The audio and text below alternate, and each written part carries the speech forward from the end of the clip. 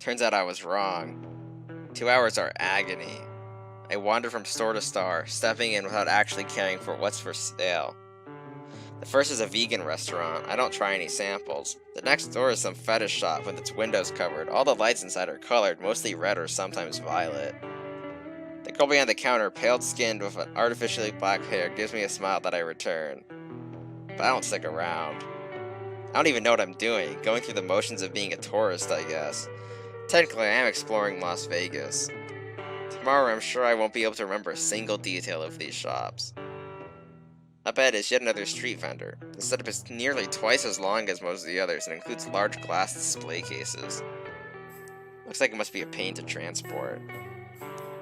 I wander over, pretending to be interested. The clerk, a Hispanic man with a short goatee, watches me, but doesn't say anything, not even a greeting. It's all cell phones and phone accessories, chargers, cases, cords, and the like. Nothing relevant to me. It's a special discount on prepaid phones and time cards right now, it seems. A half dozen identical posters plastered the wall of one of the longest cases. I start one of the flyers. I'm not actually reading it, just imagining if Marina and I had cell phones. Might help at times like this. Times when I'm not being ridiculous and clingy and an idiot. Being able to reach her at any time would be nice, but would they get much use? That's when I realize something, and I'm dumbfounded by a simple fact. What it has been that's bothering me since we split up. This is the first time since meeting Marina that I've been on my own. That she isn't just a room away or within shouting distance. Even though it's only been a couple of hours, I suddenly feel profoundly alone. How long has the story been up until this point? It's been like 2 weeks. Yeah, that's a long time to just be with somebody. But like people who live together for like 23 years straight, so like yeah, like It's pathetic, I know. I'll see her again in less than an hour now. But the anxiety of separation gets the better of me. It makes me sick of all that horrible scenarios rush into my head again. The ones where something bad is happening to her and she's not able to call for help. I look at the phones in the case. I've never had one, so I'm not very knowledgeable, but they look cheap and flimsy. I try to find a brand name, but it wouldn't mean much to me if I could. The only names I'd be familiar with are those massive companies who make everything, not just phones, someone whose merchandise costs hundreds if not thousands of dollars. I think Marina had a Heisei? I heard they're pretty good. Then again, I've also heard about some shady stuff with them suddenly replacing all their production workers with robots. Graham said this sort of thing would appear as part of the New World Order. Doesn't matter though. It's tempting, but there isn't much point. In just a week, less now, even, Coachella will be over. wait, it is Coachella? I guess! Just regular Coachella? Yeah. Rip. I was like Ultra Coachella. And Just an you were like wow. Yeah. Regular Coachella. Well, a phone gives us a way to stay in touch. I spin around and walk away in a hurry, suddenly feeling sick again. I must have looked like a lunatic, coming up, standing still, then freaking out and leaving. Maybe that's why the guy didn't say anything. I just look like another insane junkie. I picture some tweaker stepping out of an alley towards Maria, who of course wouldn't even notice, and I shove those thoughts out of my head. 1 hour, just 1 more hour. Chill, I tell myself for the 1000th time. Across the street from the phone carts is a bright green sign for a candy store. One of those places that has flower-to-ceiling bins full of gummies, and that sell by the pound. I half expect to see Marina in there herself. Getting her surprise bag of sugar might be a good way to make up for it being weird. The next time I act weird, that is. I cross the street as soon as there's a gap in the traffic, not bothering to go to a crosswalk. The doors have an outline and handles that are the same lime green as the sign. When I step inside, I see that the walls are too. Reminded of the slime from those old shows I used to watch on TV that would have be sprayed onto the audience or the cast members. She's a Nickelodeon kid. Yeah, not the most appetizing impression. The selection is good, though. Like I expected, there are more varieties of candy than I've ever seen in a single place. Only pictures. I can't remember the last time I was at a candy store. And there was that candy store that was open on like the side streets of like the main street a while back, but that closed. I totally don't remember that. I think the There was last like time, a candy there for like a solid year. wow, I think the last time I went to a candy store in Colonial Williamsburg, but that would have been like 8 years ago. Jesus Christ. These Um, stores are cool. yeah. The selection is good though, but I already said that line. There are several different types of plastic bag that you can fill, ranging from I'm on a diet to garbage bag sizes. I grab a medium-sized one. Then I realized that I don't know what to get for Marina. Definitely chocolates, but with or without nuts. I can't ever heard an opinion.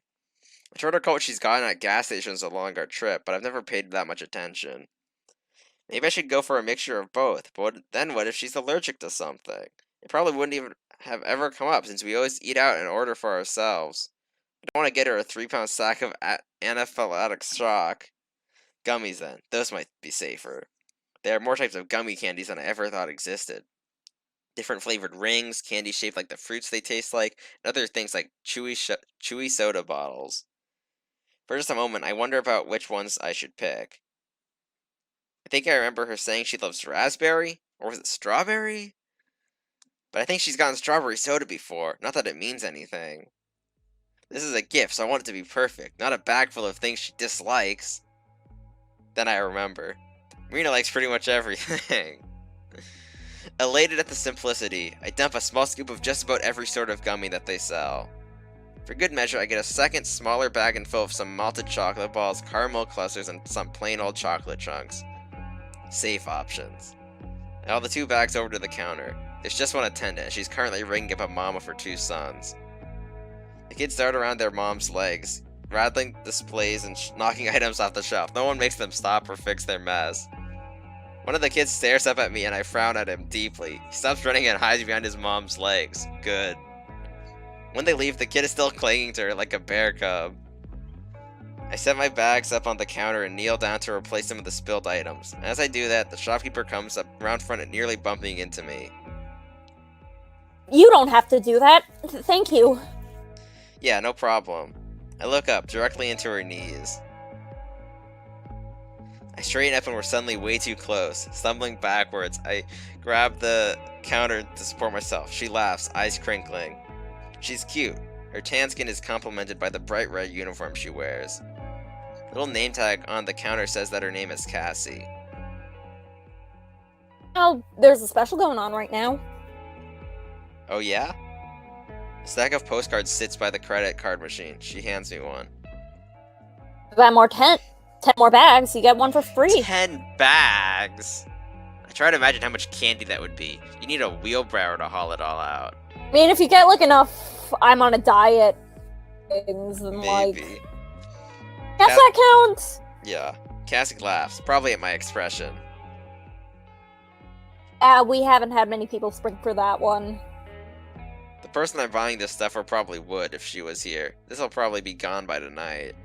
I gesture at the bag, still sitting on the scale.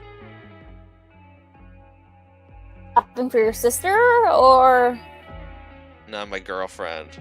I try out the word, seeing how it sounded in relation to Marina. As expected, it makes my heart skip a beat.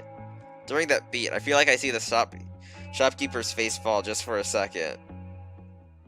yeah, oh, lucky girl. Thanks. I don't know if she means because of the candy or because of me. After ringing up my bag, she dumps them into an even larger bag. That seems unnecessary, but I guess it makes them easier to carry. She passes me the candy as well as the receipt. Good day. And the peach rings, they're my favorite. I will. Have a nice day too. The girl waves as I leave the store. Outside, I checked the receipt since I wasn't really listening to the total. It looks like she didn't charge me for the smaller bag. I glance back inside, but she's disappeared into the back room. I guess that answers my earlier question. Flattered, I head back to the Rio where we're parked. It's not long till I'm supposed to meet Marina, and if I spend too long outside, her present will melt. Walking back to the casino where we parked is way faster than leaving it was. It's probably because I'm still missing the human pinball, so I'm not held up every time we pass a shop. I say that, but of course I'm eager to see her again. In some parallel universe where I hadn't met Marina, I might have stuck around at the candy store to chat for a longer time. But unfortunately for Cassie, I already have someone. I'm sorry, but Amber's grin in this scene is so funny because she's not talking to anybody, so that means she's just grinning while walking down the street. I mean, like, you can do that. I feel like she's like looking at the camera in like a sitcom. Yeah. The parking lot at the Rio has filled up even more. Getting out of here is going to be a pain since there wasn't a whole lot of room to begin with. I make my way into the RV and let myself in. It feels like an oven, and the first thing I do is turn on the AC. I set the bags of candy down on my bed to inspect them. As I'd feared, the chocolate is slightly melted, streaking brown against the clear plastic. It's not too bad though, and the couple of hours in the fridge should have it good as new. Leave the gummies on the counter since they didn't suffer as much on the walk back. Marina and I are supposed to meet up here in about a half an hour. Since it's so soon, I may as well have just wait here where it's more comfortable. I lay down on my bed and try to read that book Marina's been sucked into for a few days, but I can't stay focused on the words long enough to process them. It doesn't take long before I give it up and set it aside. Now I just stare up at the ceiling. I used to do this most nights when I couldn't sleep. After Gramps passed, before I met Marina, it wasn't that it comforted me or anything, but the amount of effort it took to not think about anything usually led to me falling asleep without realizing. Instead, this time I let my thoughts wander. Sleeping has been easier lately. Actually doing something during the day and getting exercise helps a lot. But also my thoughts have been less cloudy, less muddled. Sure, there are still moments where I think of Gramps and the pain hits me again. Having Marina around makes those rare. Someday I might be able to think of him without it hurting. I don't know if I want that though. Isn't that just like forgetting? People say you move on and get over death, but what does that mean for the person you lost? I roll onto my side and stare at the picture of me and Gramps hanging on the wall. I can't take it and roll onto my other side. Ugh. Groaning to my pillow is cathartic. Oh, Marina here. I can be as loud as I want. To my surprise, no tears come. Anyone walking by outside would probably think I'm dying or in pain, but I don't care. A long time I sit upsides after all. Proving is complicated and exhausting. Sometimes I wonder if I'm even doing it right. There must be something wrong with me if I don't even want to get over Gramps. I sit up, still hugging the pillow to my chest. Marina will be back soon. Maybe I can talk about this with her. As I think that, I feel a stab of guilt. It's not her problem, it's something I have to deal with myself. I force myself up and over to the driver's seat. I'm not going anywhere, but I can't listen to music. I could listen to music and watch for Marina's return. I stick in a tape and kick back. A few songs pass by. It's been 20 minutes or so. I start to scan the parking lot, looking for familiar red hair. The tape ends. What? Red hair? Somebody checked she was a blonde. It's like pinkish blonde? And there's a word for that, strawberry blonde. Yeah. I get up and check the clock. She's about 10 minutes late now. Maybe the clock is off somehow? I head out of the RV and ask someone for the time. It matches up exactly with what the clock said. Worry begins to tighten my stomach, but I force myself to calm down. It's Marina. It's only been 15 minutes. Most likely she got distracted and is on her way right now. 5 more minutes pass. I begin to pace back and forth. Should I go look for her? I have no idea where to start though. And if she got to the RV and I wasn't there, then she might go looking for me instead. No, I have to stay and wait. Another 10 minutes. She's half an hour late now. So I'm buying us cell phones. As soon as she's back here, we're going to that guy on the street and we're getting prepaid phones. From a few streets away, I can hear the sound of a siren, a fire truck or ambulance or something. The knot in my throat feels larger. I cough just to release some of the tension. I have to go look. I can't just take sitting here. I switch off the engine, throw my shoes on, and climb out. And then I see her. Head down, walking slowly but coming towards me. Marina! The relief in my voice probably conveys the panic that just drained out of me. She looks up at the sound of her name, and that's when I see that she's crying. What's wrong? I rush over. What's wrong? Alarm poisons my voice. Did something happen to her after all? Put my hands on her shoulder and shake her gently. Marina, talk to me. What happened? Are you okay? She still can't talk, but she nods. Thank God. There are no sobs, but her eyes are pouring tears. Every so often she hiccups, like she's barely restraining herself from fully bawling. Come on. I take her in and lead her back to the RV. No one gives us a second glance. This is probably a common occurrence here. Marina silently follows me into the RV. I lead her to my bed and have her sit down. I sit beside her. Alternating between rubbing her back and her shoulders, I try to get her to calm down. Slowly, her breathing slows to normal. When I offer a tissue, she blows her nose loudly. Then she takes a few more to wipe her eyes. Rather than to prod her for more, I wait, even though it takes all my self-control. After a shuddery breath, she looks at me, eyes still watering. I messed up, Amber. Bad. How? Her breath catches again, and she sobs. It's hoarse and seems to take her by surprise. I immediately rub her shoulders again. Then there's a knock on the RV door. What the hell? I stand up. I can't see who it is from here. I'll be right back. You unlock the front door and open it to an all too familiar face. It's time to pay up. I shut the door. Before it's even fully latched, Marina starts to pound on the door. I lock it and head back to Marina. Let them in. Huh? Let them in. It's Maria, right? Yeah, but how did you... Wait, does this have to do something with... Marina nods. With a bad feeling about it all, I go back to the door, which is still suffering Maria's assault. I open and step back so they can enter. Maria storms in with a huff, acting like always as if she owns the place. Joseph and Tess file in after her. Joseph gives me a smile and a small shake of the head. Sorry.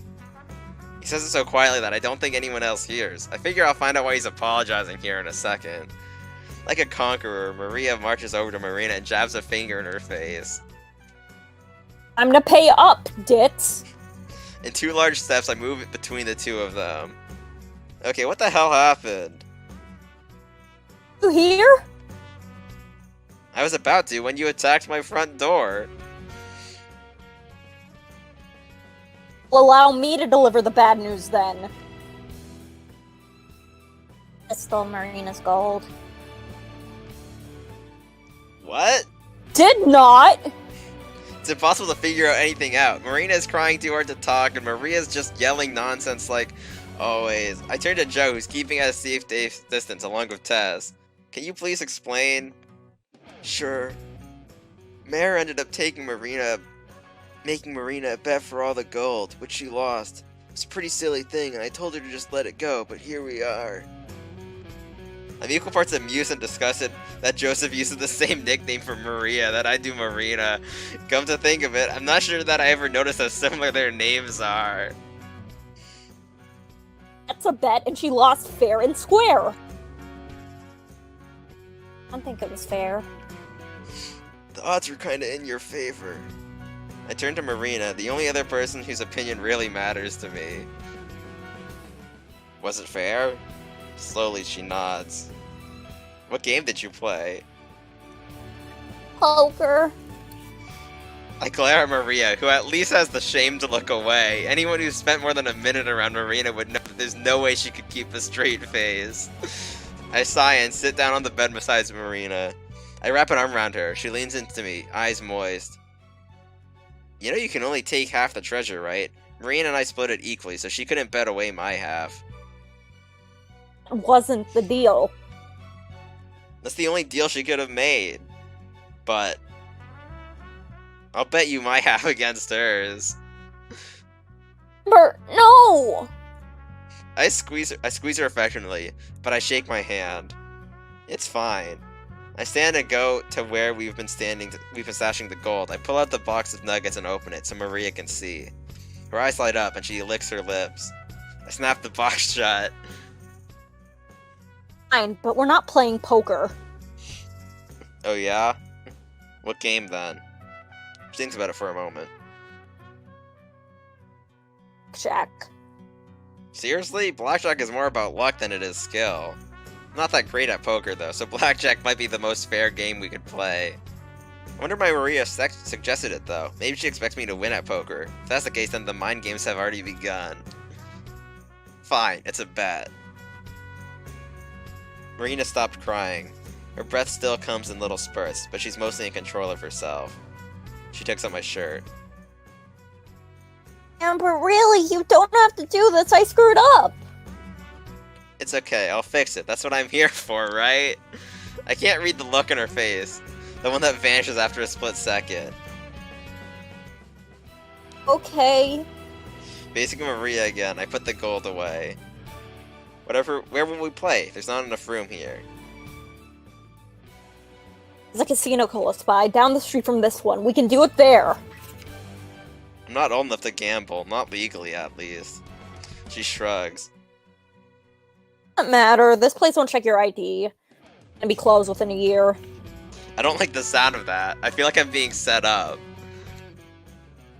It's true. It's where we played. Really? Yeah, they had like party rooms that were empty. We just used one of those. Wait, how old do you have to be to gamble in Las Vegas? 21? I thought it was 18. But I guess I'm wrong, because otherwise Amber and Marina would be able to. Yeah, like, I'm assuming it's 21. Yeah. I've never heard of anything like this place, but if they let Marina in, they'll probably let me in too. I also feel better about playing with cards than that I know Maria won't have messed with. Fine, tell me how to get there, and I'll meet you in a little bit. She gives me directions as well as the name of the building. Worst case, Marina can probably help find it, maybe.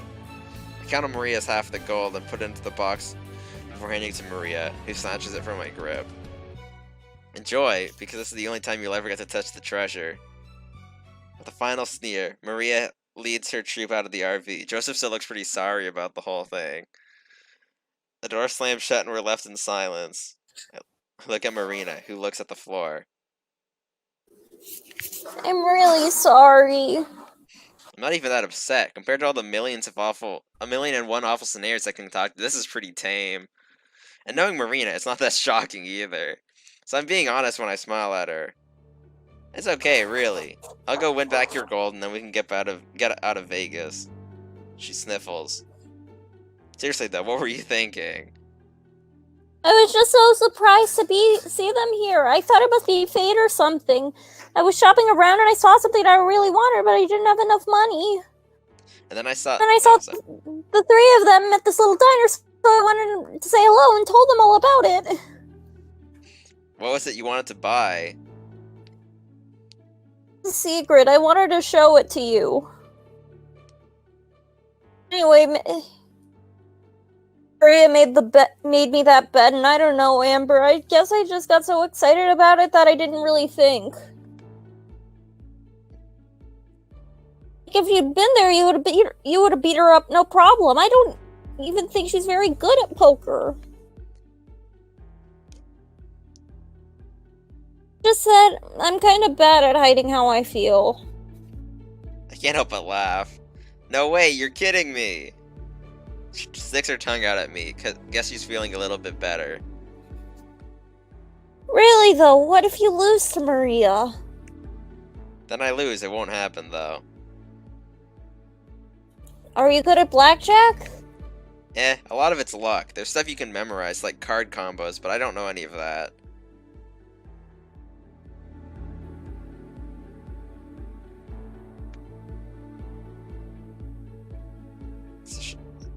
Can you see it? Maria does. Maria does. I doubt it. Yeah, I doubt it. She would have played that against you if she did. Makes it easier to seem like you just got unlucky instead of her taking advantage of you. She didn't take... That's bullshit, Mare. She might have not cheated, but she still should have known better. Marina frowns and looks at the floor again. I can't tell if I'm helping or not. Then I remember the candy I bought her earlier, and it totally slipped my mind over the last hour. Oh yeah, I got you something. Just try to say sorry for being so weird lately, even though I've already said that too. I grabbed the bag of chocolates from the fridge and the gummies from above. Eyes wide, Marina holds them to her like babies. Amber? Her eyes start to water again.